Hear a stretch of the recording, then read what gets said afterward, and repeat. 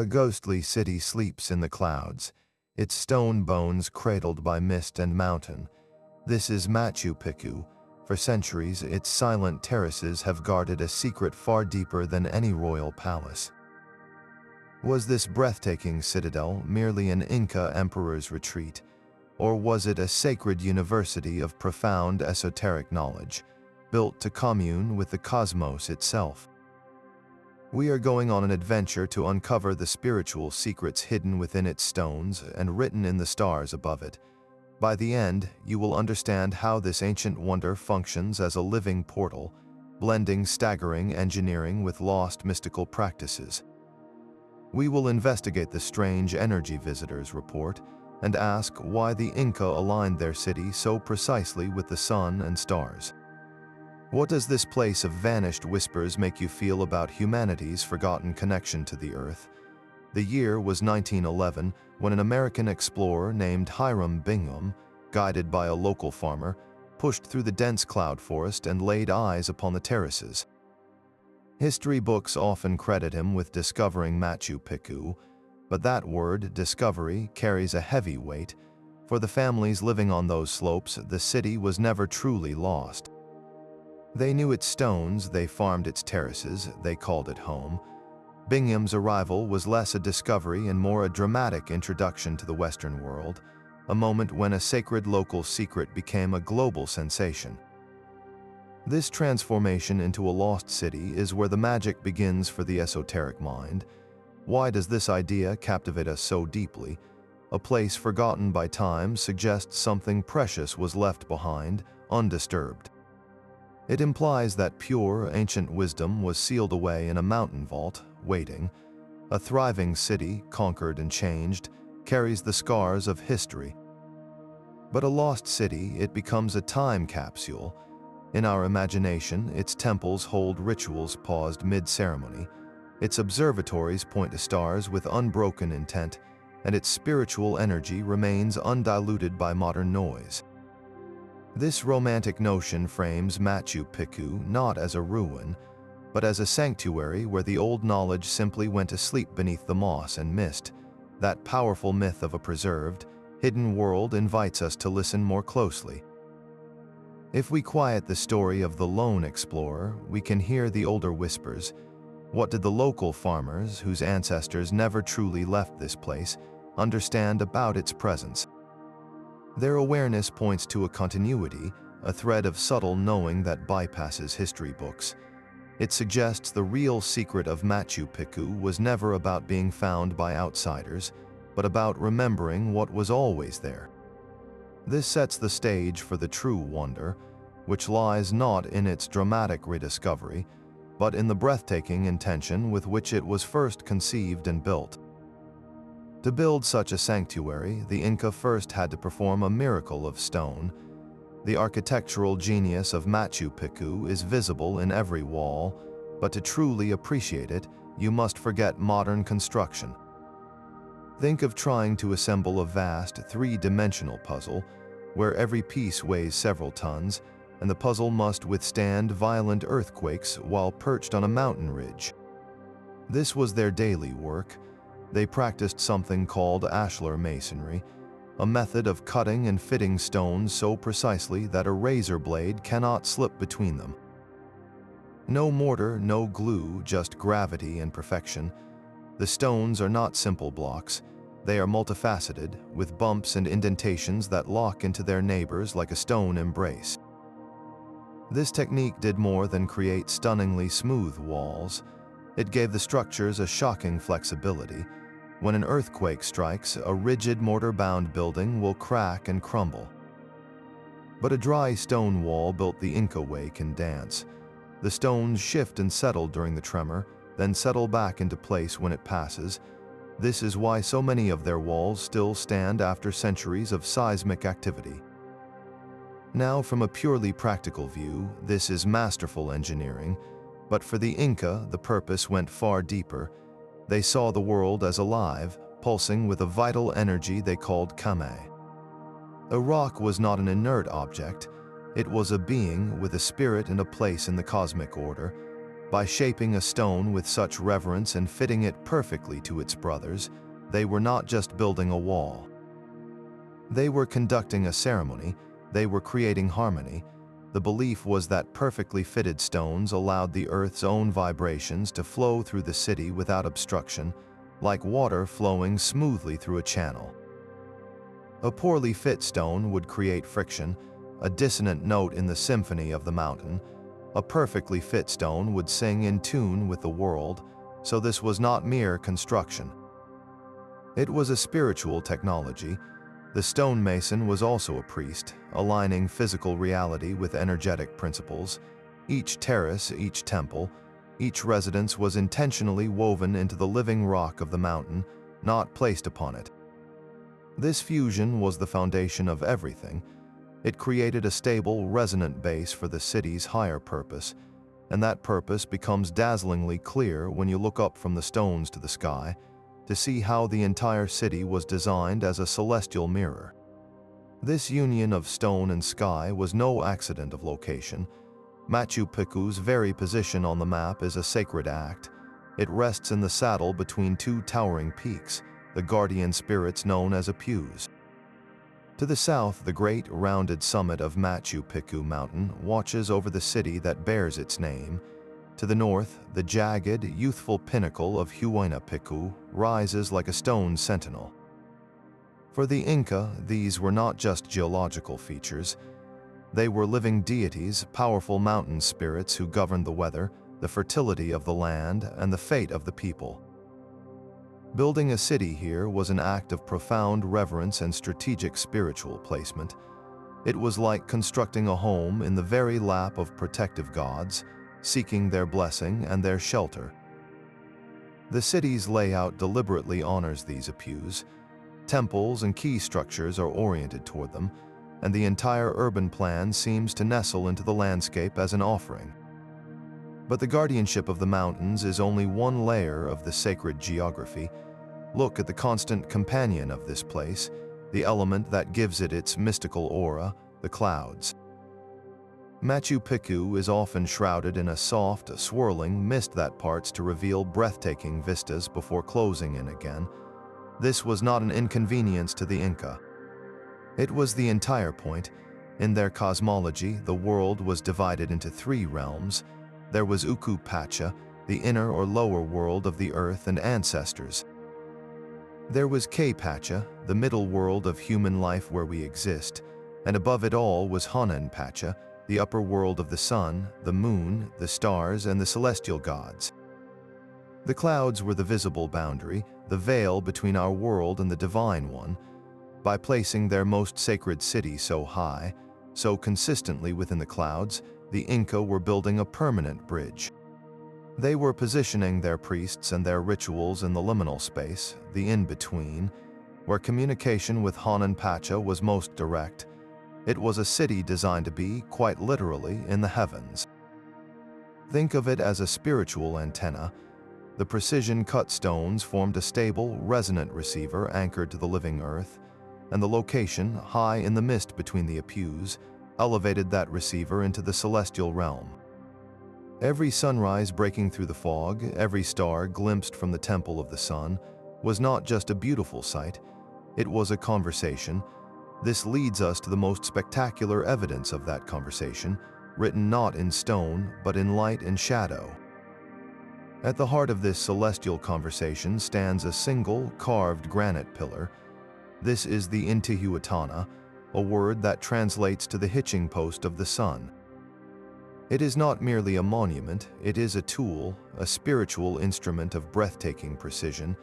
Imagine a sundial, but one designed by master astronomers who understood the sun's path as a divine dialogue. The Intihuatana's four sides are aligned with the cardinal directions, and its angled upper planes cast shadows that trace the sun's journey across the sky with incredible accuracy. It marked the solstices and equinoxes, telling the Inca priests exactly when to plant, when to harvest, and when to perform their most vital rituals. But its purpose was far more profound than simple timekeeping. To the Inca, the sun god Inti was the source of all life. Each day, he journeyed across the sky, but as winter approached, his path grew lower and weaker. There was a genuine fear that one year, he might continue his descent and vanish forever, plunging the world into eternal cold and darkness. The Intihuatana was their answer to this cosmic crisis. During the winter solstice, the shortest day of the year, the priests would perform a ceremony. As the sun reached its lowest point, the pillar would cast its longest, most definitive shadow. In that precise moment, they believed they could symbolically tie the sun to the stone, anchoring it to the earth and preventing its escape. They were hitching the sun, ensuring its promised return and the rebirth of spring. This act was the ultimate expression of their partnership with the cosmos. They were not passive observers of the heavens. They were active participants, using sacred geometry and ritual to maintain the balance of the world. The tragedy is that most of these sacred stones are gone. The Spanish conquistadors, in their campaign to dismantle Inca spirituality, systematically sought out and destroyed every Intihuatana they could find. They saw them as idols, as objects of pagan worship to be toppled and defaced, which is what makes the stone at Machu Picchu so utterly unique. Because the city was abandoned and forgotten by the wider world, its hitching post of the sun was never found by those who would break it. It remains intact, the only one of its kind still standing in its original position. This makes it more than an artifact. It is a direct, unbroken conduit. When you stand before it today, you are not just looking at a carved rock. You are witnessing the exact point where a civilization reached into the sky to hold fast to their god. The stone itself feels that connection. Many visitors report a strange sensation when they place their hands near it, a subtle vibration or warmth, as if the intention of those ancient ceremonies is still held within the granite. Whether that is energy, imagination, or memory, the effect is powerful. It transforms the Intihuatana from a museum piece into a living portal, the central anchor for all the spiritual technology woven into the mountain. And if this stone was the anchor, then the structures around it were the channels, designed to harness specific celestial events in a spectacle of light and stone. If the Intihuatana was the anchor, then the Temple of the Sun was its most sacred chamber. This elegant semicircular tower, built directly upon a massive natural rock, is a masterpiece of celestial engineering. Its curved wall is constructed with the same breathtaking precision as the rest of the city, but here the stones are finer, the fit even more perfect, signaling a space of utmost importance. The temple is not a random shape.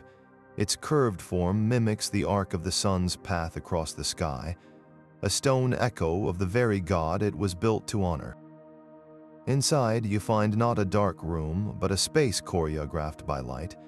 Two trapezoidal windows are cut with impossible accuracy into the structure. One faces northeast, the other southeast.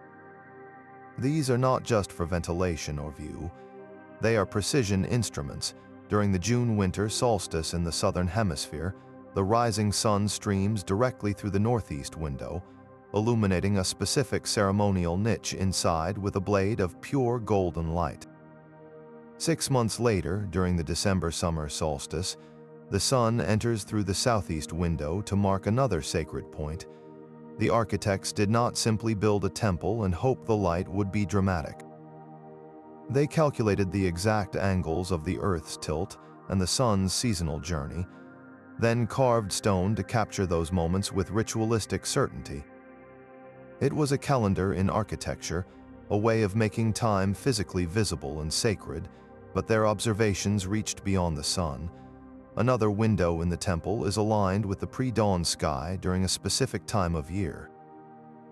Through it, priests would have watched for the heliacal rising of a star cluster known as the Colca, what we call the Pleiades to the Inca.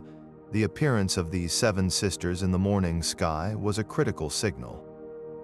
Its clarity and brightness predicted the coming rainy season and the success of the all-important maize harvest. A bright, clear view meant the rains would be plentiful. A dim, hazy view signaled drought and hardship. So this temple was an observatory that fused solar worship with agricultural survival. It was where astronomy met prophecy and where both met ritual. Within these walls, the Sapa Inca, the emperor believed to be the direct descendant of Inti, would likely have presided over ceremonies. As the solstice light pierced the darkness to strike the ceremonial stone, it may have been seen as the sun god himself anointing his son, renewing the divine covenant that granted the Inca the right to rule. The play of light and shadow was not a spectacle, it was a conversation, a yearly renewal of cosmic order that ensured balance for the entire empire. This temple demonstrates that for the Inca, science and spirituality were the same language, spoken through aligned stone and captured sunlight. But the dialogue with the heavens was not the only conversation happening in this city. A short walk from the Temple of the Sun, you will find a structure that frames an entirely different kind of view. The Temple of the Three Windows stands open to the world, its eastern wall featuring three immense trapezoidal windows that look out over the main plaza toward the rising sun. While the Temple of the Sun was a precise instrument for capturing light, this temple feels more like a philosophical statement carved in stone. Those three windows are not random. They are a direct architectural expression of the Inca's entire understanding of the universe. They represent the three sacred realms or patches that made up their cosmos. The first window symbolizes Aku Pacha, the inner world. This was not a place of fear or punishment, but the fertile, subterranean realm of the Earth Mother, Pachamama. It was the world of seeds, of roots, of springs, and of the ancestors who slept within the land. It represented the past, the source of life, and the deep generative forces that rise up to sustain us. The middle window stands for K-Pacha, the world of the here and now. This is our realm, the surface world of human experience, of mountains and rivers, of cities and farms, of joy and struggle. It is the present moment, the tangible reality we navigate every day, and the third window points to Hanan Pacha, the upper world. This is the celestial realm of the sun, the moon, the stars, and the great deities like Inti. It represents the future, the divine, and the aspirational potential that guides and inspires humanity. Together, these three windows form a complete cosmology. They teach that existence is not a flat plane, but a vertical, interconnected column. Life flows between these realms. The ancestors in Aku Pacha influence the fertility of K Pacha. The blessings of Hanan Pacha, in the form of sunlight and rain, descend to nourish it, and human actions in K Pacha, through ritual and respect, maintain the harmony of all three. This temple, then, was far more than a building. It was a meditation chamber. A priest or seeker standing in that space, gazing out through those three frames, would be visually and spiritually immersed in this core principle. They would see the lush, earthly valley of K Pacha stretching out before them. They would feel the living rock of the temple floor connecting them to Aku Pacha below. And they would watch the dawn light of Hanan Pacha pour through the windows to illuminate them. In that moment, they were at the intersection of all worlds. The purpose of such a place was to contemplate balance. The esoteric secret here is that enlightenment, for the Inca, was not about escaping one world for another. It was about fully inhabiting the connection between them. It was understanding that you are always simultaneously a child of the earth, a being of this world, and a soul touched by the stars. To ignore one realm was to create spiritual poverty and physical discord. A society that forgot its ancestors, Aku Pacha, would lose its roots and its wisdom. One that ignored the practical needs of K Pacha would collapse, and one that failed to honor Hanan Pacha would lose its direction and its divine connection. So this temple served as a constant, silent reminder.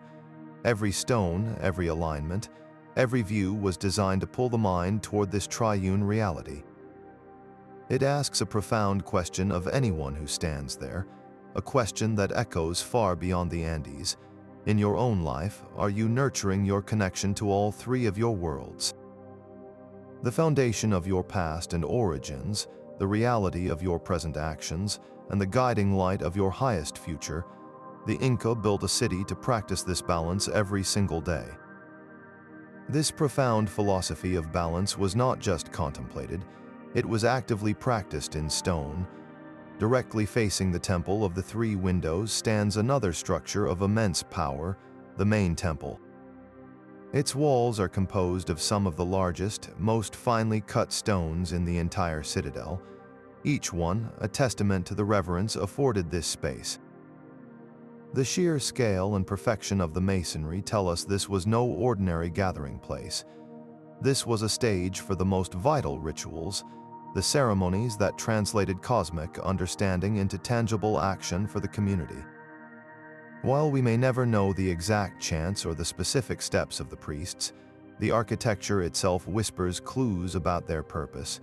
The temple's open design, its prominent position overlooking the sacred plaza, and its proximity to both the Temple of the Sun and the Three Windows suggest it was a hub of spiritual activity. Here, the abstract concepts of the three realms likely became focused through a single, essential relationship, the bond between humanity and Pachamama, the Earth Mother. Pachamama was not a distant deity. She was the living, breathing entity of the soil, the mountains, the rivers, and all that grew from them. Every meal, every drink of water, every piece of clothing from a llama's wool was a gift from her. To simply take from her without acknowledgement was not just rude, it was dangerous. It would create a spiritual debt, an imbalance that could manifest as crop failure, earthquakes, or sickness. This is where the central Inca principle of Aini comes into play. Aini is the concept of sacred reciprocity. It is the understanding that the universe operates on a system of mutual exchange, a continuous cycle of giving and receiving. You cannot only receive from the earth, from the gods, or from your community. You must also give back, and you must give back with intention and gratitude. The rituals performed in the main temple were likely the ultimate expression of Aini on a societal level. We can imagine ceremonies where the high priest, perhaps even the Sapa Inca himself, would present offerings to Pachamama. These weren't merely symbolic gestures, they were transactions of energy, the finest maize, the purest water, the most perfect coca leaves, or perhaps even small, beautifully woven textiles would be offered. Sometimes these offerings were buried in the earth or placed in specific niches within the temple's stones, physically returning the gift to the source. The act was a conversation. It said, "We acknowledge that everything we have comes from you. We honor your generosity, and in return, we ask for your continued blessing, for rain, for fertility, for protection." This was not begging or bribing a god. It was participating in a relationship. It was maintaining the balance. Think of it like tending a vital friendship.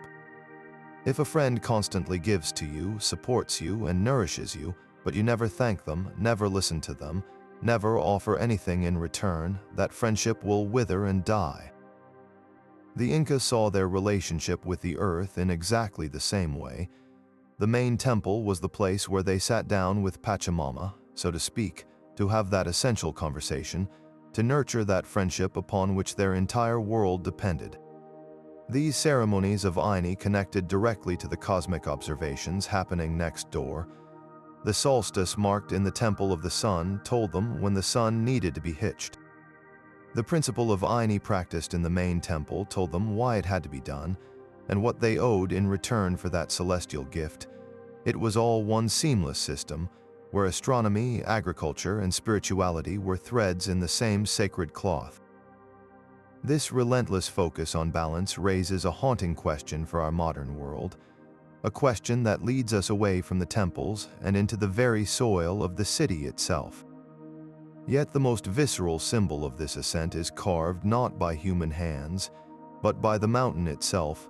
Tucked away in a quieter sector of the city lies a formation that stops visitors in their tracks.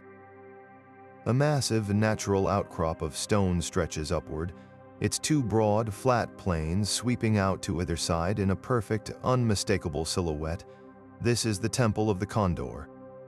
The Inca did not build a condor here.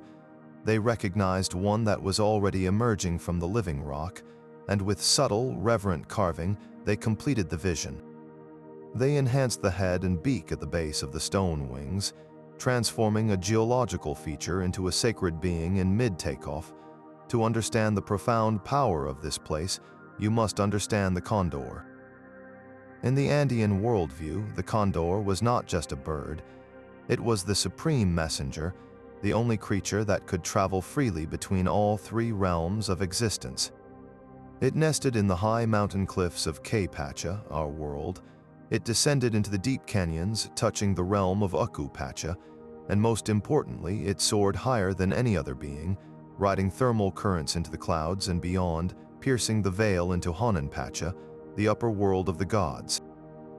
The condor was the ultimate intermediary. It carried prayers up and brought divine wisdom down. Its flight was the very image of the soul's potential journey. This temple, then, was far more than a tribute. It was a portal and a training ground. Scholars and spiritual seekers alike believe this was a site for profound shamanic work. Imagine a priest or initiate standing before this immense stone bird, perhaps in a state induced by sacred plants or deep meditation. The ritual would not have been about worshipping the rock, but about using it as a focal point, a gateway. The goal was sympathetic magic, a merging of consciousness. By aligning their intention with the condor's form, they sought to accomplish what the bird did physically, spiritually. They aimed to send their awareness soaring. This was likely a place for visionary journeys, for rites of passage where a seeker would symbolically die to their old self and be reborn with higher knowledge. The physical act might have involved lying upon a flat altar stone directly in front of the wings, becoming one with the condor's body. In that state, the shaman's soul could embark on a flight to consult with celestial beings, to diagnose illness from a spiritual cause, or to retrieve wisdom for the community. It represents the esoteric heart of Inca spirituality, the belief that humans are not trapped in the middle world. With proper training, reverence, and ritual, they could transcend. The Condor Temple is a masterclass in symbolic transformation. It takes the raw, earthly material of the mountain, the very bones of Pachamama, and reveals within it the means to escape or embrace and touch the heavens. It beautifully encapsulates the entire Inca quest, not to conquer nature, but to collaborate with it utterly, to find the divine blueprint already present within the stone, the river, and the sky. And if this spot was for the soul's ascent, then another, far more enigmatic structure nearby seems designed for a different kind of journey altogether, one that delves not upward, but inward.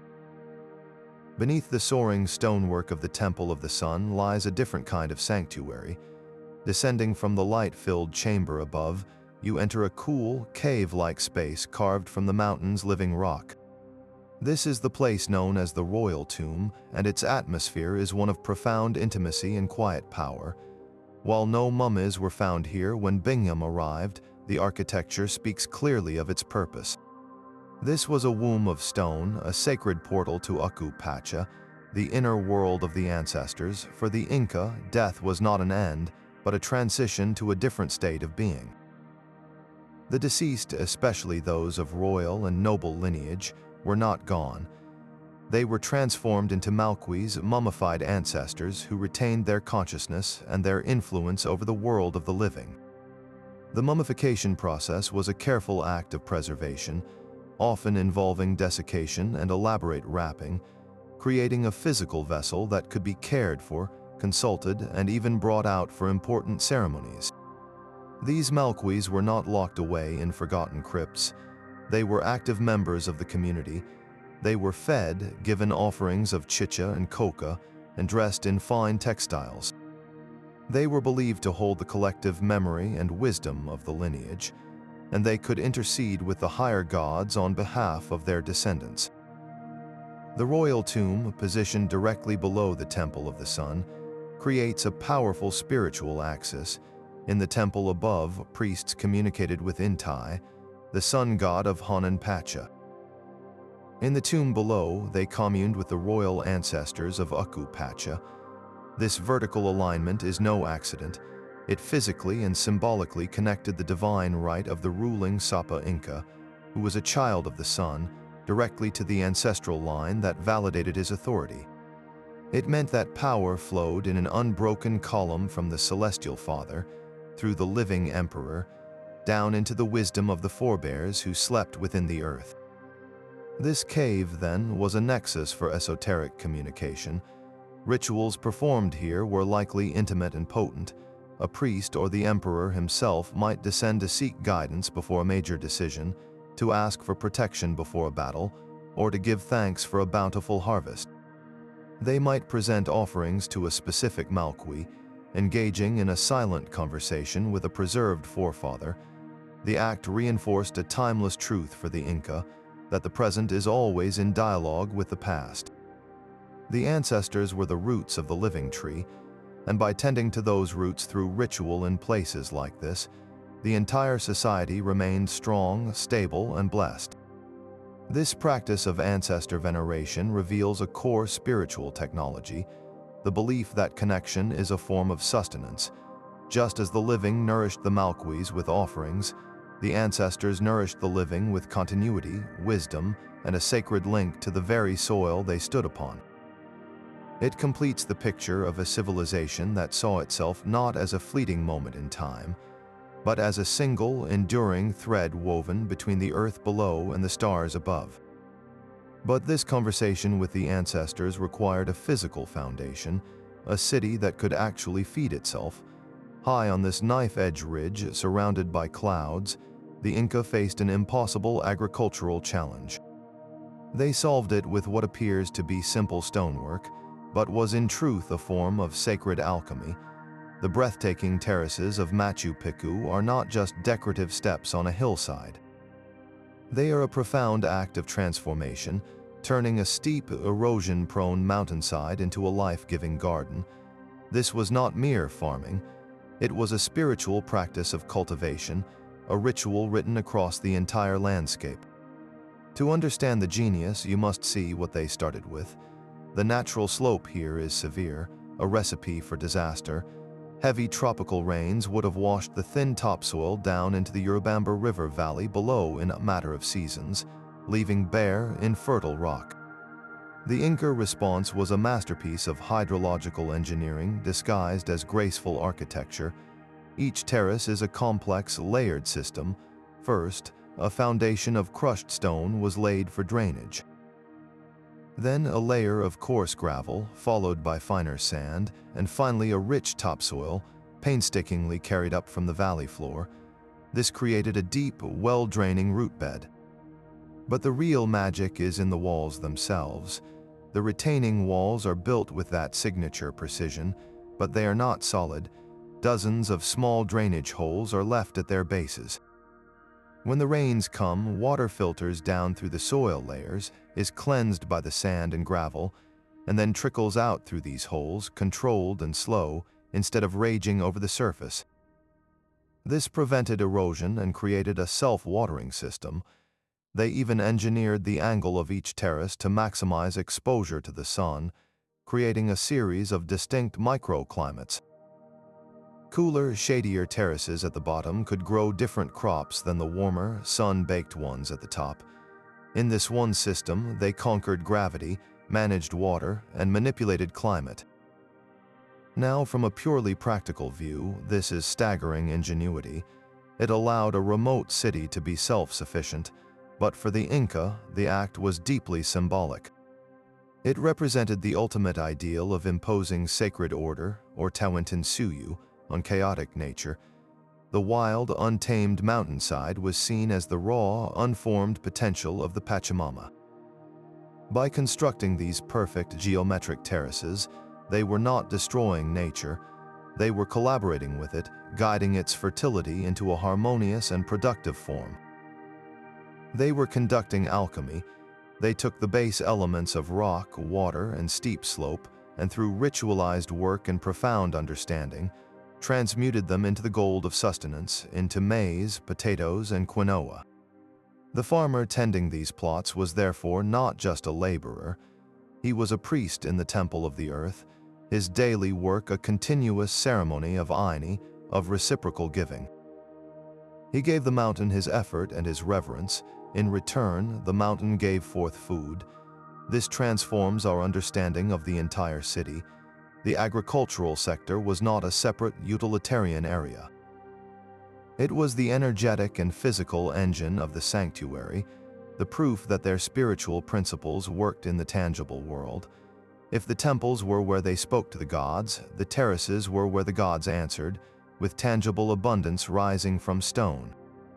This seamless fusion of spiritual intent and physical survival hints at a deeper, more mysterious layer to their knowledge, one that moves beyond engineering and into the realm of perceived energy, a sensation reported by countless modern visitors who walk these stones.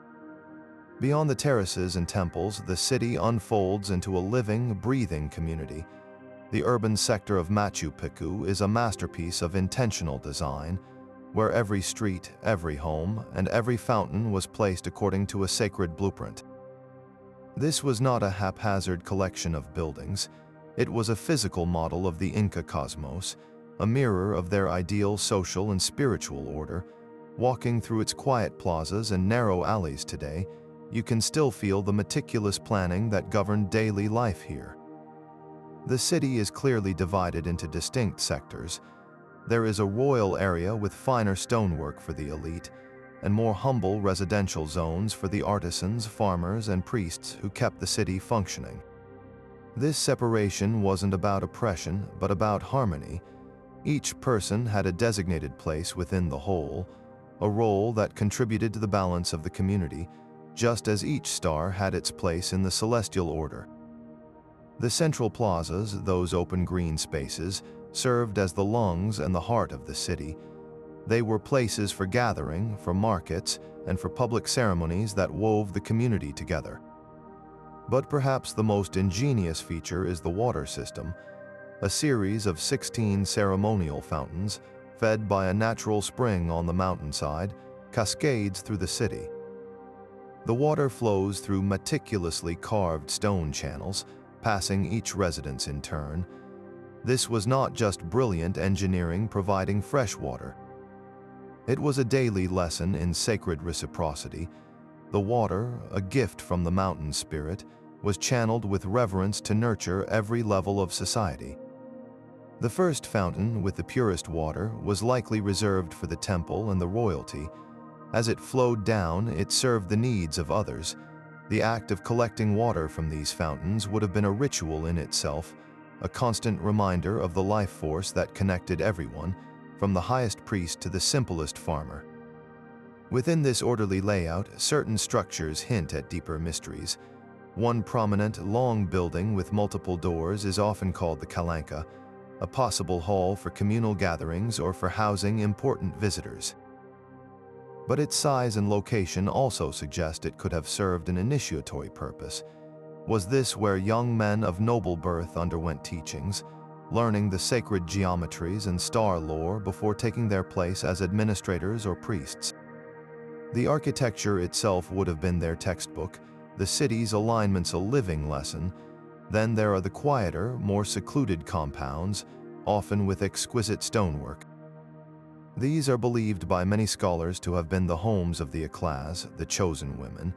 Selected from across the empire for their beauty, lineage, or skill, the Ashlars lived a life of sacred service. They were not prisoners, but priestesses of a sort, dedicated to the sun god Inti. Their duties were vital to the spiritual economy of the empire. They brewed the sacred chicha maize beer for rituals, they prepared elaborate ritual feasts, and they performed ceremonies. But their most renowned art was weaving. To the Inca, weaving was far more than a craft. It was a sacred language, a form of prayer made tangible. Using the finest vicuña wool and complex dyes, the Ashlars created textiles of breathtaking beauty and complexity.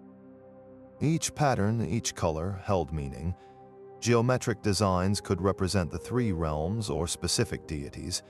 The very act of weaving was seen as mimicking the cosmos, interlacing threads to create order from chaos. much like the terraces brought order to the mountain.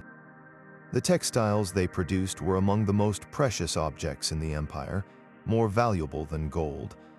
They were used as offerings to the gods, as gifts to cement political alliances, and as burial wrappings for the noble Malquis.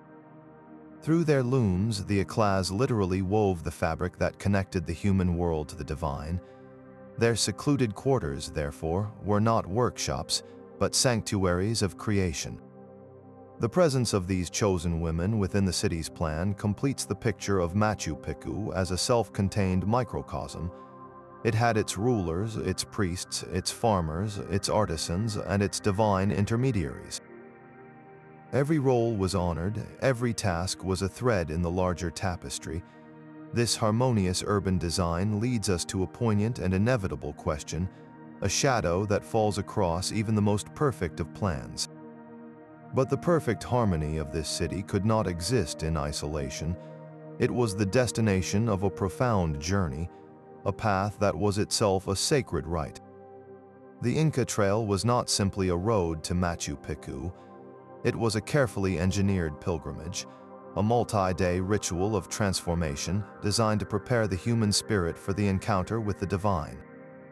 To walk it was to undergo a process of purification, a shedding of the ordinary world, step by arduous step. The journey begins far below in the sacred valley, in the warm, bustling realm of everyday life. With each day's climb, the pilgrim leaves that world behind, both physically and spiritually. The trail is a vertical ascent through what the Inca saw as the three worlds. You start in the lush, fertile lowlands, the domain of Pachamama and Aku Pacha. You then climb through the cloud forests of K Pacha, the challenging middle world of effort and endurance. Finally, you emerge above the tree line into the stark, breathtaking beauty of the High Puna, the threshold of Hanan Pacha. This progression was intentional. It mirrored the soul's own ascent from the earthly to the celestial. The physical trials were not obstacles, but essential components of the ritual. The thin air, the steep climbs, the unpredictable weather, all served a purpose. They exhausted the body to quiet the mind. They stripped away the distractions and preoccupations of the lower world, forcing the pilgrim into a state of raw presence and humility. Only in that state of emptied readiness could one hope to receive the city's wisdom. Along this path, the Inca placed way stations, both practical and spiritual. One of the most magnificent is Intihuatana, meaning forever young. This stunning ruin clings to a steep mountainside, a cascade of stone terraces facing the misty valley below. For a weary pilgrim, it was a place of rest and physical replenishment, but its beauty was also a spiritual lesson. The name itself, Forever Young, speaks of the eternal renewal found in nature and in the sacred journey. The intricate fountains and temples at Intihuatana offered a foretaste of the architectural perfection awaiting at the final destination, a gentle coaxing of the pilgrim's energy into alignment with the coming sacred geometry. Each night's camp, each past ruin, was a stage in a gradual tuning process. By the time the pilgrim approached the final, most dreaded challenge, the climb up the stone steps to the Sun Gate, or Intihuatana, they were no longer the same person who had begun the trek. They had been softened, worn down, and opened up by the mountain itself. The final ascent to Intihuatana in the pre-dawn darkness was the ultimate test of faith and will. Then, at the moment of sunrise, they would pass through the gate, and there, spread out below in the first golden light, silent and shrouded in morning mist, would be Machu Picchu. This was the revelation. The city was not presented easily, it was earned. That first sight was the culmination of the purification ritual, the reward for the journey. The pilgrim, now aligned and prepared, could finally step into the city's heightened vibrational space not as a tourist, but as an initiate. Their energy, attuned by the trail, could resonate with the stones. They were ready to listen. This celestial conversation was recorded in stone across the entire city, not just within its grandest temples. The precision of the solstice markers was merely the beginning of a far more complex astronomical text, carved into the landscape itself. Beyond the dramatic anchoring of the sun, the Inca tracked the softer, balanced moments of the equinoxes with equal reverence. During these 2 days each year, day and night are of equal length, a perfect symbol of harmony that the Inca sought to embody in their world. While no single dramatic light show like the Temple of the Suns has been definitively proven for the equinoxes at Machu Picchu, researchers and spiritual seekers alike point to subtle alignments. Certain doorways, windows, and standing stones seem positioned to catch the sun's path on these specific dates, casting shadows that bisect sacred spaces or illuminate particular carvings. These quieter markers were likely used for calibrating the agricultural calendar with pinpoint accuracy, determining the optimal times for planting and harvesting across the empire's varied climates. But their gaze stretched far beyond our sun. The clear, unpolluted skies of the Andes offered a dazzling map of the night, and the Inca were master celestial navigators. They tracked the cyclical movements of the moon and the wandering planets, which they saw as celestial beings with their own influence. Most importantly, they watched the stars. The constellation we call the Southern Cross, or Cruz del Sur, held immense significance. Its 4 bright stars form a distinct cross that wheels around the southern celestial pole, acting as a cosmic clock and compass. Intriguing theories, supported by some architectural analyses, suggest the layout of Machu Picchu's central sectors may be a terrestrial mirror of this constellation. Key structures like the Temple of the Three Windows, the main temple, and the Intihuatana could correspond to the stars of the cross, while the Urubamba River far below mirrors the Milky Way, the celestial river in the sky. If true, this transforms the city from a place that merely observes the heavens into a place that physically embodies them. It becomes a giant, 3-dimensional star chart, grounding the cosmos on the mountain. This idea positions Machu Picchu as the ultimate integrated observatory. Every aligned stone, every window, every terrace was a component in a vast spiritual technology. The architecture was the hardware, the astronomy was the software, and the spirituality was the operating system. They did not separate the scientific act of tracking Venus from the ritual act of honoring it as a goddess. Calculating the winter solstice was the same act as performing the ceremony to save the sun. Their calendar was not a paper chart on a wall. It was the living interaction of light and shadow upon sacred geometry. This holistic view challenges our modern fragmentation of knowledge. For the Inca, to understand a star's path was to understand a god's will. To build a wall in alignment with it was to invite that will into the community. The city functioned as a resonant chamber, amplifying this connection between the microcosm of human society and the macrocosm of the universe. It asks us a quiet, profound question as we look up at our own night skies, fragmented by city lights and busy minds. When was the last time you saw the stars not as distant points of light, but as intimate guides, as part of a living system to which you inherently belong? The Inca built their entire world around that connection, and the silent stones of Machu Picchu are its enduring testament.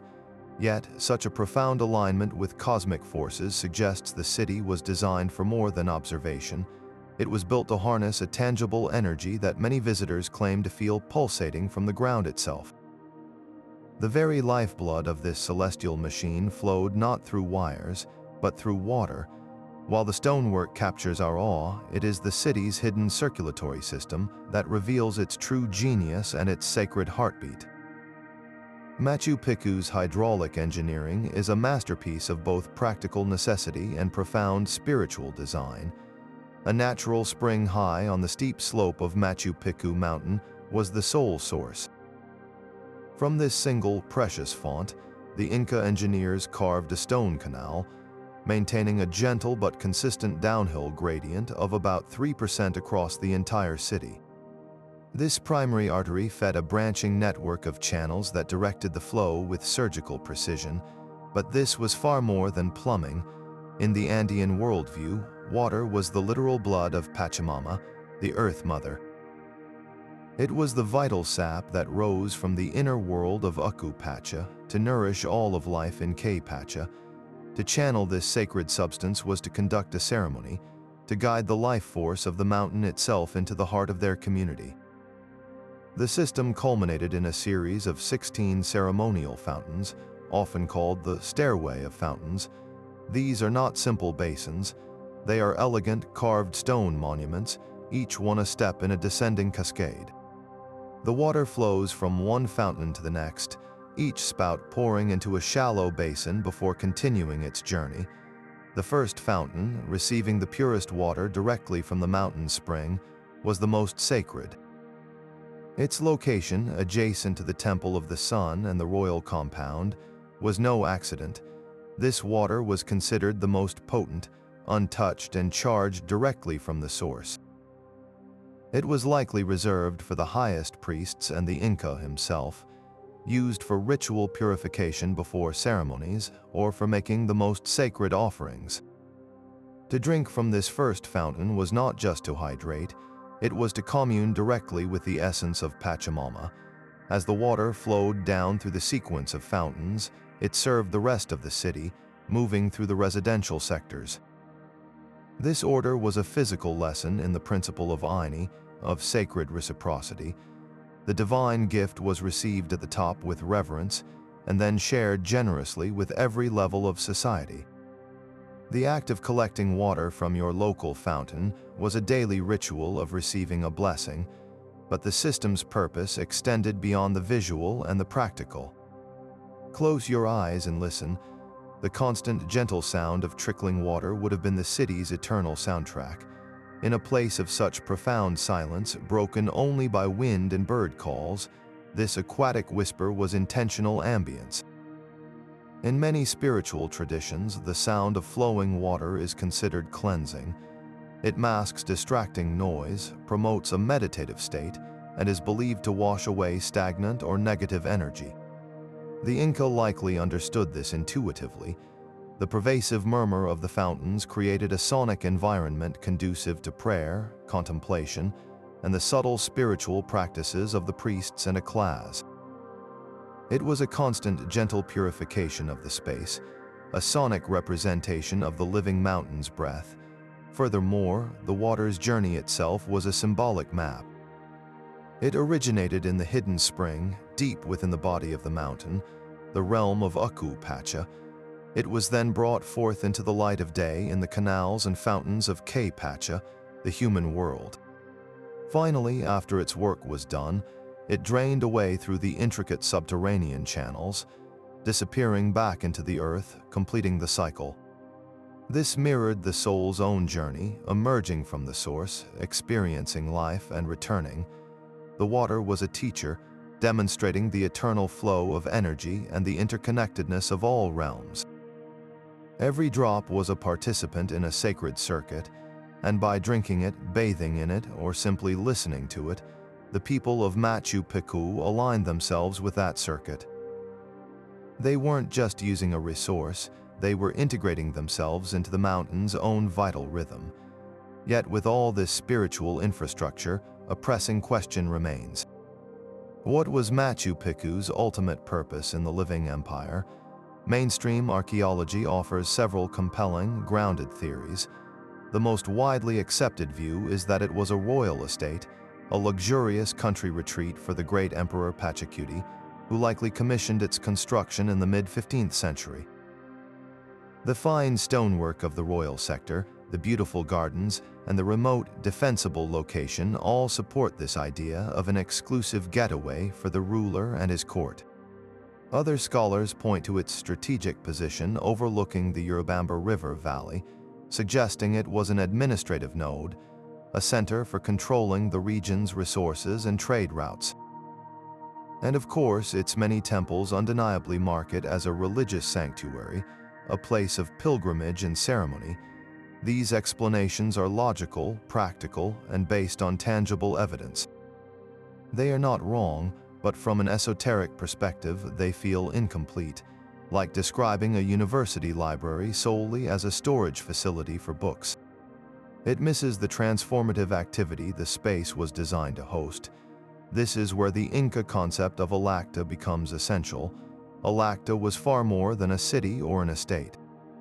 It was a sacred center, a charged node in the spiritual and energetic geography of the empire.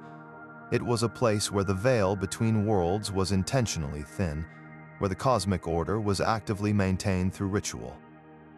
Machu Picchu, with its celestial alignments, its harmonic stonework, and its position in the clouds, fits this definition perfectly. It was engineered to be a resonant chamber for spiritual forces. This leads to a more profound possibility that beyond a palace or a temple, it functioned as a kind of university of hidden knowledge. Think of it not as a retreat for relaxation, but as an immersive academy for the Inca elite and the priestly class. The entire city was the campus. The curriculum was written in the alignment of its walls with the solstice sun, in the flow of water through ceremonial fountains, and in the symbolic power of the Temple of the Condor. Here, the chosen few, the amatas or wise ones, would undergo advanced training. They would learn to read the stars not just as a calendar, but as a divine language.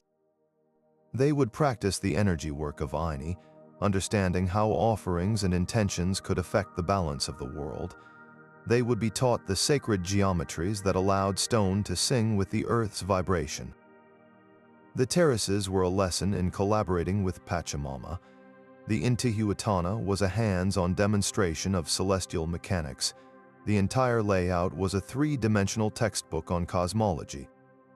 In this light, the royal estate theory and the spiritual university theory are not mutually exclusive. They fuse into a more complete picture. The Sapa Inca, being the son of the sun, would need such a place for his own spiritual renewal and education. By bringing his court here, he was immersing his future administrators in this worldview, ensuring the empire's leaders were steeped in the principles that governed their reality. Machu Picchu, then, may have been the ultimate training ground for stewardship, teaching that to rule effectively, one must first understand the sacred dialogue between the mountain, the water, the stone, and the stars. It was a place where power was not taken, but received through understanding and reverence.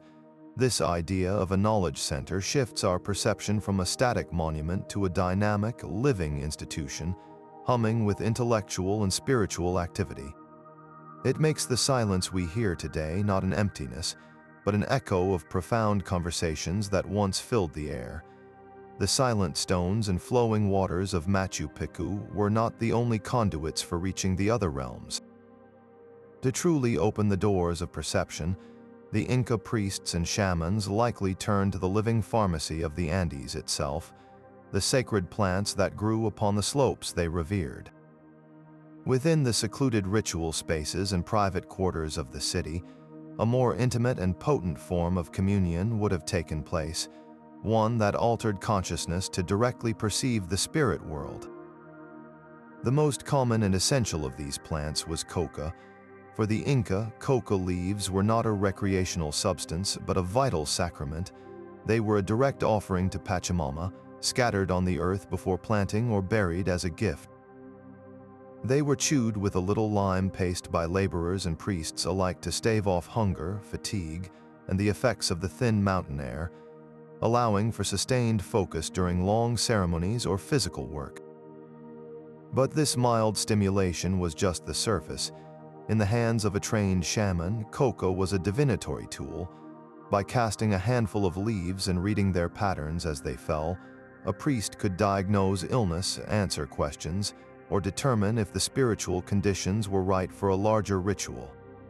It was the first key, used to gently turn the lock of ordinary awareness. For journeys that required traversing vast spiritual distances, the shamans may have employed far more powerful teachers. The San Pedro cactus, known in Quechua as huachuma, is a tall, columnar cactus native to the Andes that contains mescaline. Its use for healing and visionary purposes dates back thousands of years in the region. Brewed into a thick, bitter tea, San Pedro is not a drug of escape, but a sacred medicine said to open the heart and dissolve the boundaries between the self and the living world. Under its guidance, a shaman in a secluded chamber at Machu Picchu might have sought to diagnose the spiritual root of a community member's sickness, to journey to the realm of the Apus to ask for guidance, or to communicate directly with the spirits of the plants and stones. The environment of the city would have been a perfect amplifier for such a journey. The physical isolation, high above the mundane world, created a container free from distraction. The ever-present clouds, seen as the veil to Hananpacha, would have visually reinforced the feeling of being between worlds, and the overwhelming presence of the mountain spirits, the Apus Machu Picchu and Huayna Picchu, provided a tangible focal point for the voyage. A shamanic journey undertaken here was not a solitary hallucination, it was a facilitated meeting. The ritual was the invitation, the plant medicine was the vehicle, and the sacred geography was the meeting place. Imagine such a ceremony as the sun sets, plunging the stone city into a deep, silent cold. Within a confined, sacred space, perhaps near the Temple of the Condor or in a secluded cave, the shaman drinks the prepared brew. As the effects begin, the sound of the ceremonial fountains becomes the roar of celestial rivers. The stone walls, already alive with energy, might appear to breathe or shimmer, revealing the consciousness within the rock that the Inca always believed was there. The shaman's awareness could then lift from his body, riding the condor's stone wings up through the mist to converse with the spirit of the mountain, to plead for rain, or to retrieve a soul fragment lost to illness. This was the practical application of their cosmology. It was direct diplomacy with the forces that governed their survival. The use of these plants was never casual or chaotic. It was a disciplined technology of consciousness, passed down through rigorous training and steeped in ritual protocol. The goal was always balance, healing, and knowledge, a desperate and beautiful attempt to maintain the conversation with a universe they knew was listening. This profound intimacy with the spirit world through plants leads us to a modern mystery, one that every visitor to the citadel confronts, whether they seek it or not, a tangible energy that seems to rise from the very stones. That profound intimacy with the spirit world may have been tuning into a tangible, physical phenomenon. Many modern visitors to Machu Picchu report experiences that go beyond simple awe. They speak of a sudden, overwhelming sense of peace, an unexpected rush of emotion, or a strange tingling sensation in their hands and feet. Others describe a feeling of mental clarity, as if a fog has lifted, or a powerful sense of déjà vu, as if they have returned to a place they know on a soul level. These are not isolated stories, but a chorus of anecdotal reports that have fueled a compelling metaphysical theory. For decades, seekers and researchers have proposed that Machu Picchu sits upon a major planetary energy vortex, a powerful node in a global network of subtle energy lines often called ley lines. The concept imagines the Earth itself as a living being with a meridian system, much like the human body has acupuncture lines. Where these lines cross or converge, the energy is said to be amplified, creating vortexes. These are thought to be places where the veil between dimensions is thin, where consciousness can expand, and where healing or spiritual downloads can occur more easily. Machu Picchu, with its dramatic geology and palpable presence, is frequently cited as one of the most potent of these sites on Earth. The reported experiences of visitors align eerily well with this idea. The emotional releases, the heightened intuition, the physical sensations of warmth or vibration, especially near structures like the Intihuatana, all mirror what one might expect in an intensely charged energetic environment. It is as if the city itself acts as a kind of spiritual amplifier, turning up the volume on your own inner state. Now, this might sound like a purely New Age concept, but it finds a startling echo in the ancient Inca worldview. The Inca did not speak of ley lines, but they had their own sophisticated map of sacred geography. They recognized specific places as huacas, pronounced huacas. A huaca could be a natural feature, a spring, a strangely shaped rock, a mountain peak, or a man-made shrine. What defined Intihuatana was its inherent spiritual power, its capacity to serve as a conduit between the human and the divine realms. These huacas were not randomly scattered. They were intentionally connected through a vast system of sacred pathways called sects, invisible lines that radiated out from the Coricancha, the Sun Temple in Cusco, the empire's navel. The entire landscape was thus woven into a living web of energy and meaning. Machu Picchu, with its temples, its springs, and its guardian apus, was undoubtedly a complex of major huacas. The Inca did not build here despite the challenging terrain. They built here because of it. They were master geomancers, sensitive to the subtle energies of the earth. They would have chosen this saddle between two powerful mountain spirits above a sacred river bend because they perceived its exceptional potency. Their precise stonework, their water channels, and their celestial alignments can be seen as a technology for harnessing, directing, and harmonizing this innate earth energy. The dry stone walls, fitting perfectly without mortar, may have been designed to allow this energy to flow without obstruction. The fountains channeling the mountain spring would have been circulating its living force throughout the city. In this light, the modern concept of an energy vortex is not an alien imposition, but a rediscovery of the ancient Inca understanding. They felt the power of the place and built a sacred technology to engage with it. When a visitor today stands in the Temple of the Sun and feels a surge of connection, they may be tapping into the same resonant field that Inca priests cultivated for centuries. The stones remember the intention. This raises a fascinating possibility that what we call mystical experience might be a form of perception, a tuning into frequencies that the Inca architects built their entire city to receive and broadcast. The line between ancient science and modern metaphysics begins to blur, suggesting that the real secret of Machu Picchu is not locked in the past, but is a living, vibrating invitation to feel the world as they did, alive and sacred in every stone and stream. This palpable energy, this sense of a living archive, finds a strange and controversial echo in a modern legend that has become entangled with the city's mystery. The story goes that among the silent stones of Machu Picchu, a discovery was made that defied all conventional understanding, a crystal skull. The most famous of these artifacts is the so-called Mitchell-Hedges skull, a life-sized, anatomically perfect quartz crystal carving allegedly found by adventurer F. A. Mitchell-Hedges in the 1920s, sometimes linked to Central America, but often woven into broader tales of Inca secrets. According to the legend, this was no ordinary sculpture.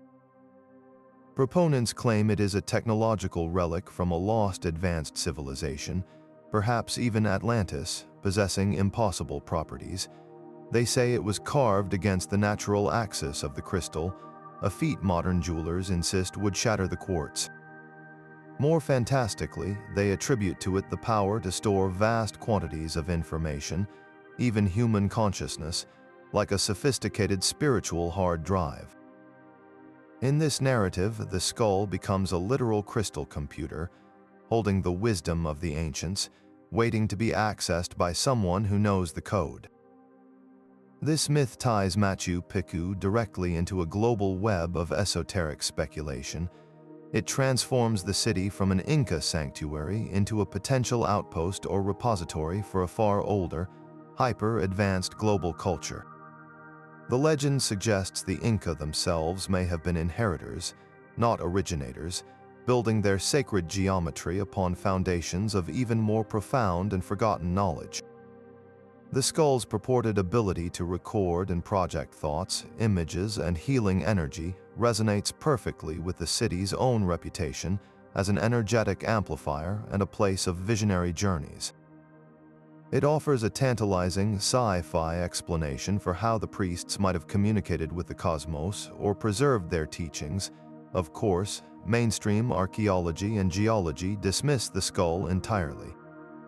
Scientific analysis suggests it was crafted in the 19th century with contemporary jewelers' tools, its origins a product of elaborate hoax and wishful thinking.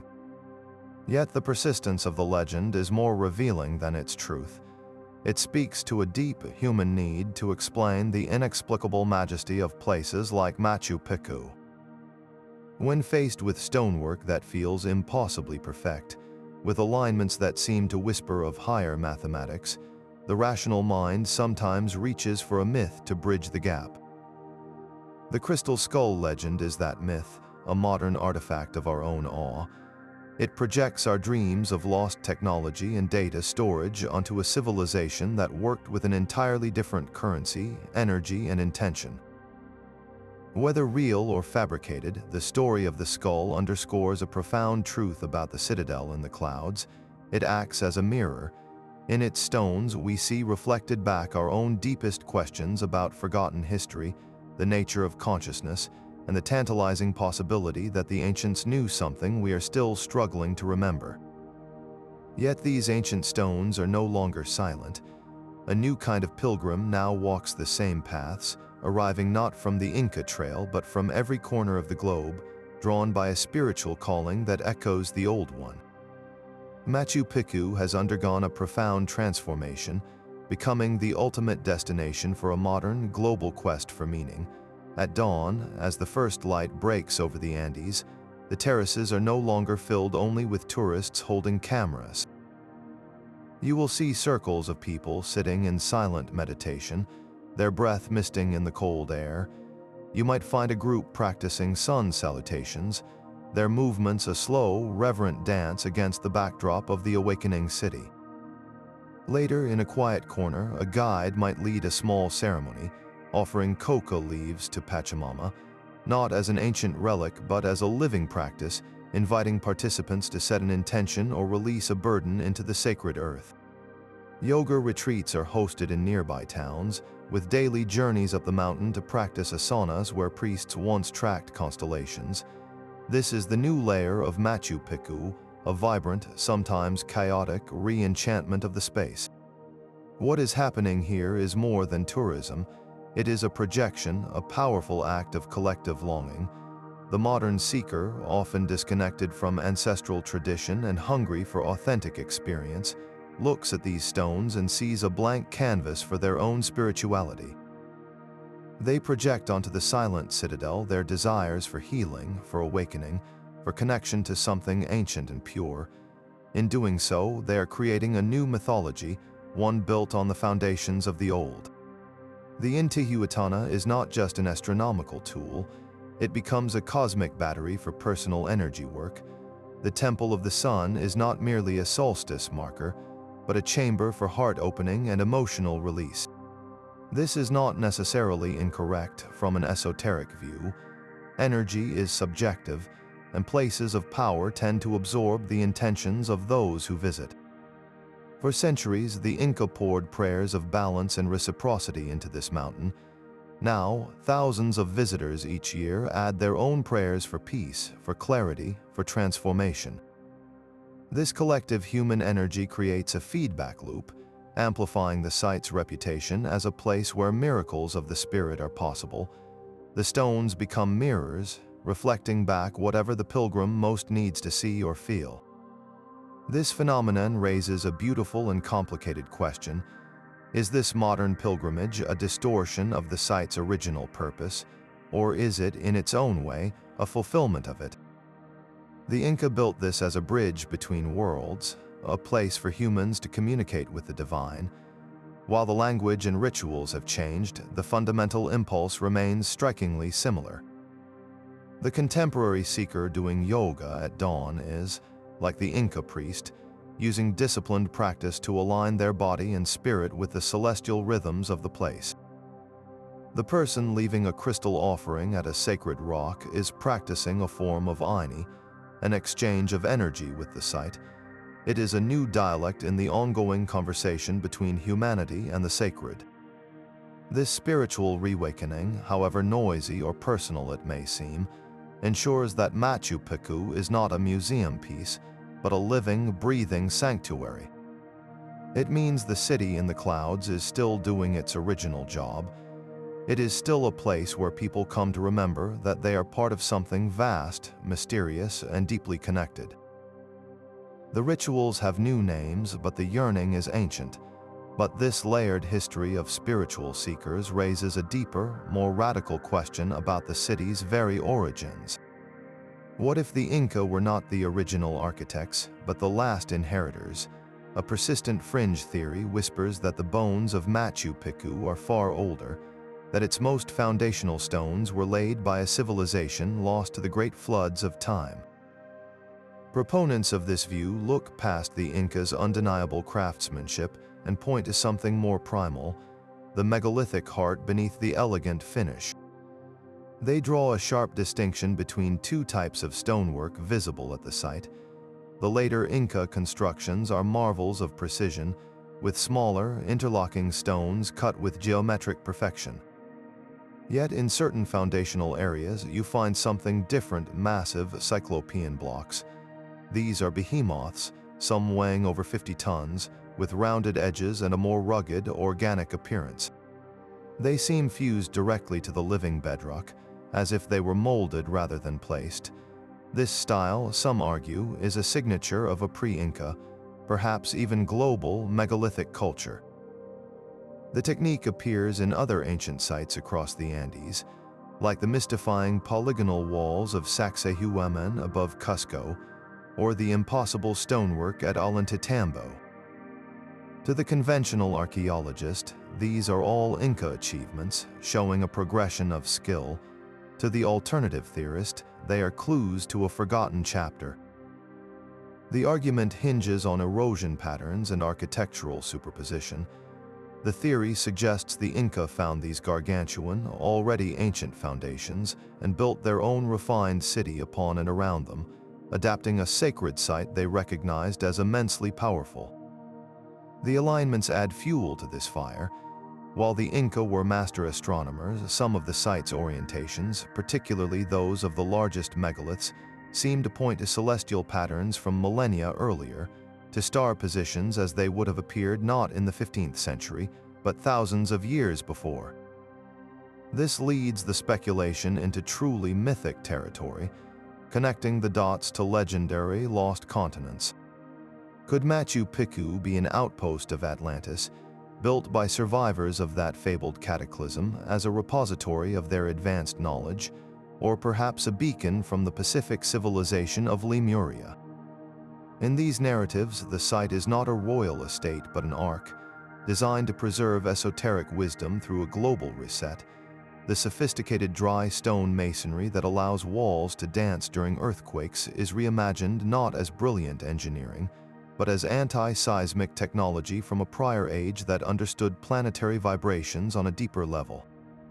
The precise water channels become part of a forgotten hydroacoustic system, using sound and flow to energize the site. These theories, while dismissed by mainstream academia as lacking empirical evidence, fulfill a powerful human narrative. They explain the sense of overwhelming antiquity and otherworldly perfection that so many feel. They offer a story where the Inca, whom we admire, are themselves the admiring students, caretakers of a mystery even they could not fully decode. This positions Machu Picchu not as the peak of an empire, but as the lingering echo of a world before our own, a library in stone whose original builders have vanished into the mist of prehistory, leaving only their indestructible work as a question mark carved into the mountain. Whether fact or profound metaphor, this idea challenges us to look at the stones not for what we know, but for what they quietly suggest we have forgotten.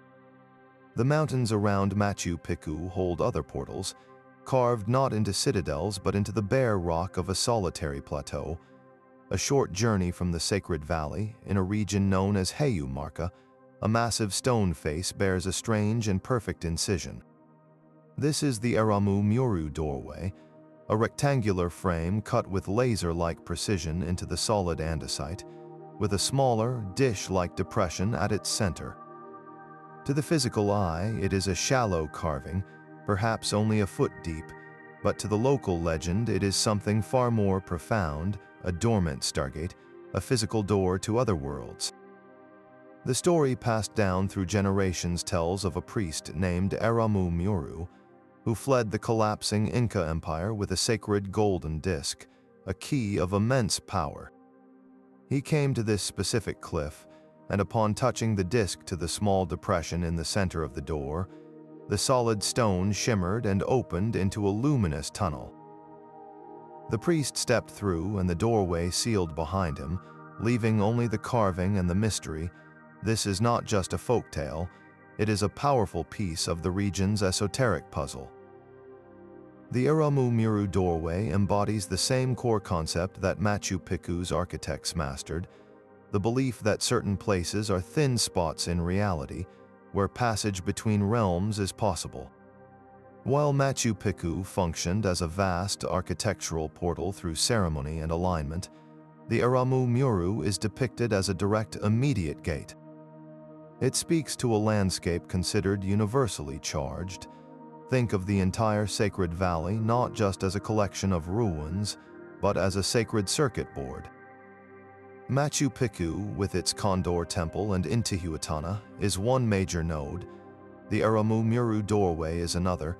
The energy lines, or sects, that the Inca mapped might connect them, creating a network of power points across the terrain. This regional myth expands our understanding of what the Inca, and perhaps those before them, were trying to accomplish. They weren't just building observatories to watch the heavens, they were constructing an entire geography of access.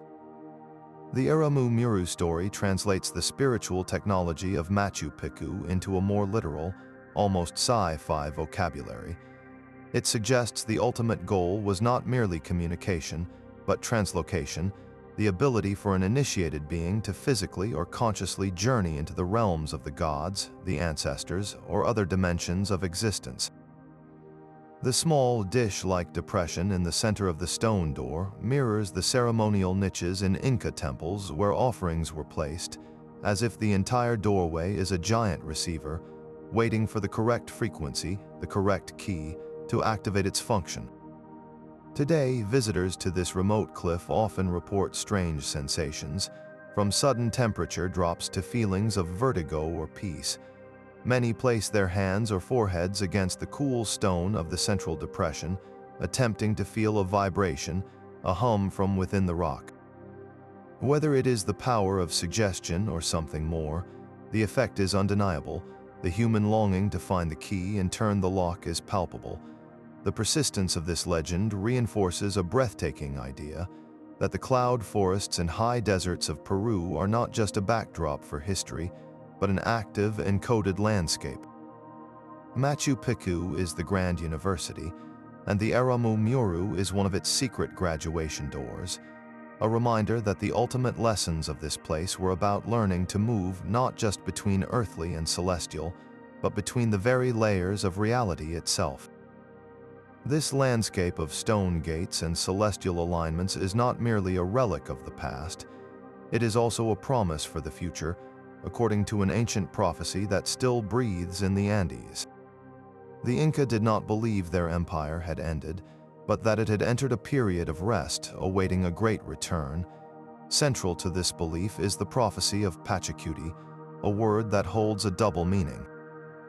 It was the name of the visionary emperor who likely built Machu Picchu, but it also means a world reversal, a cataclysmic yet purifying upheaval that turns society right side up again.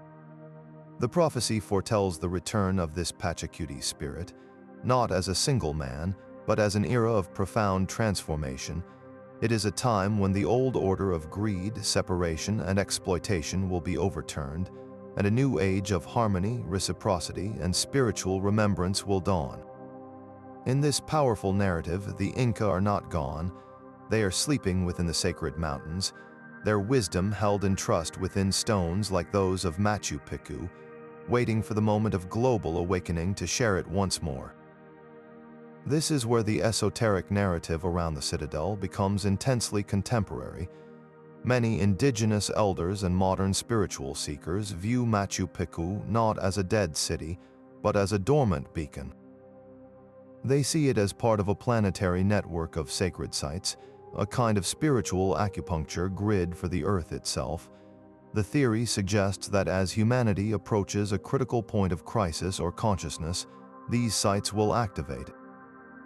For Machu Picchu, This activation is imagined as a release, a moment when the intentions, prayers, and astronomical knowledge encoded in its stones will broadcast outwards, not as a radio signal, but as a vibrational frequency.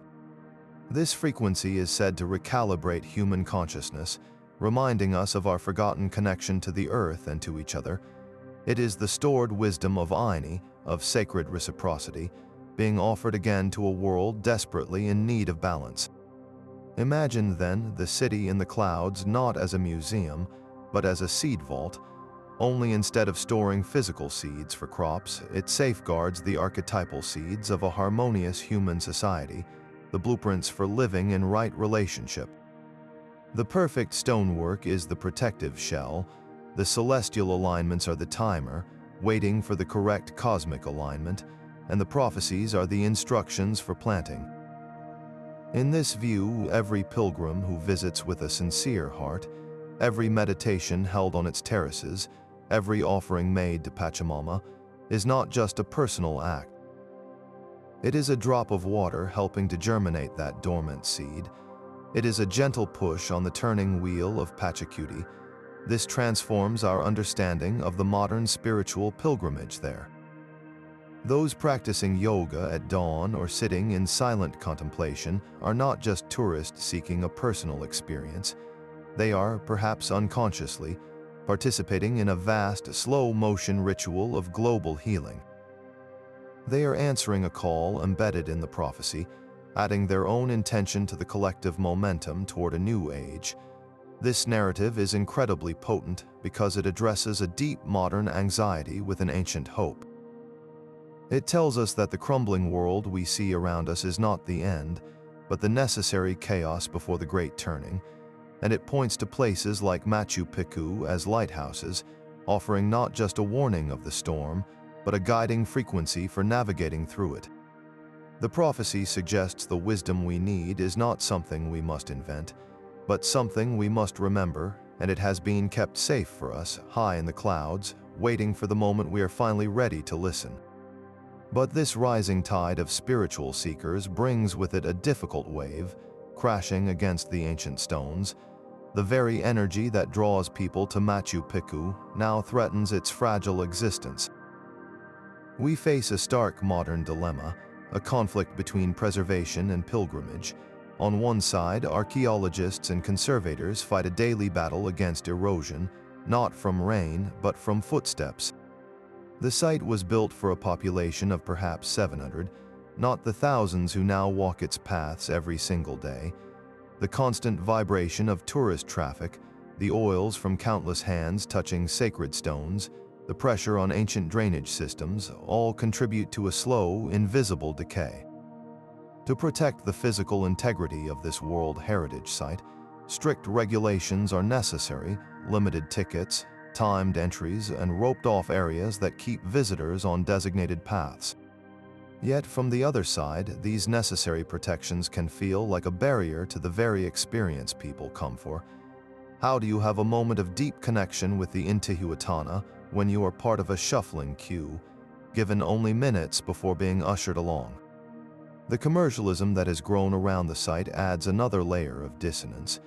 The journey can become a checklist, a photo opportunity framed by crowds, with the sacred silence broken by guides shouting through megaphones and vendors selling trinkets at the gates. This is the paradox. The same global longing that re-enchants the place also risks turning it into a spiritual theme park, where the authentic whisper of the past is drowned out by the noise of the present. So we are left with a profound and urgent question: how do we honor both the physical stone and the living spirit of Machu Picchu? It is a question of balance, one the Inca themselves would have understood deeply. The solution may not lie in choosing one over the other, but in applying the ancient principle of Aini, of sacred reciprocity, to our own visitation. This means seeing our journey not as an act of consumption, but as an act of exchange. We receive the gift of standing in that breathtaking space, and in return, we give our respect, our mindfulness, and our commitment to its care. It means preparing ourselves before we go, learning the history and the significance, So we are not just seeing rocks, but reading a sacred text. It means following the rules not as restrictions, but as rituals of respect, understanding that staying on the path protects the very energy we seek to feel. It could mean choosing to visit in silence for a period, or making a conscious offering, not of a physical object left behind, but of a sincere intention for the place's preservation. The future of Machu Picchu depends on this shift in consciousness, from being spectators to being stewards. The stones have endured for centuries, holding their secrets through abandonment. The challenge now is whether they can endure our admiration, and whether we can learn to listen not just with our cameras, but with the quiet reverence that such a conversation truly requires. Machu Picchu's story is a tapestry woven from two distinct threads, one of historical fact and another of esoteric mystery. We began with the tangible, the astonishing engineering of its earthquake-proof walls and life-giving terraces, the undeniable genius of a civilization that carved a city from a mountain. We traced the precise celestial alignments, the solstice light piercing the temple of the sun, the Intihuatana standing as a silent testament to a dialogue with the cosmos. These are the bones of the place, the facts we can measure and photograph. Yet as we ventured deeper, another layer emerged, the layer of spirit. We explored the whispers of energy vortexes and ley lines, the shamanic journeys facilitated by sacred plants, the prophecies of a great return held within the stones. This is the soul of the place, the dimension we feel but cannot quantify. The true, enduring magic of Machu Picchu is not found in one thread or the other, but in their breathtaking synthesis. It is where staggering physical mastery meets profound spiritual vision. The Inca, and perhaps those before them, did not see a division between building a wall and conducting a prayer, between tracking a star and conversing with a god. For them, it was all one sacred act. This is the ultimate invitation the city extends to us across the centuries. It asks us to look beyond the category of ruins, to see it not as a relic of a dead past, but as a living portal. It is an ongoing experiment in harmony, a model of what becomes possible when humanity aligns its actions with the rhythms of the earth and the cycles of the heavens. The wisdom encoded here is not locked away. It is broadcast in the feeling of peace on a misty terrace, in the awe of a perfectly fit stone, in the silent understanding that this place makes you feel part of something vast. Machu Picchu invites you to reconnect, not just with history, but with your own capacity for wonder. It asks you to listen to the wisdom of the mountains, to remember your relationship to the stars, and most importantly, to explore the sacred geography within your own inner landscape. The journey does not end when you leave the cloud forest. It begins there. What did you feel, or what do you believe lies hidden within those stones? Share your own experiences or theories in the comments below. The conversation across time continues with you.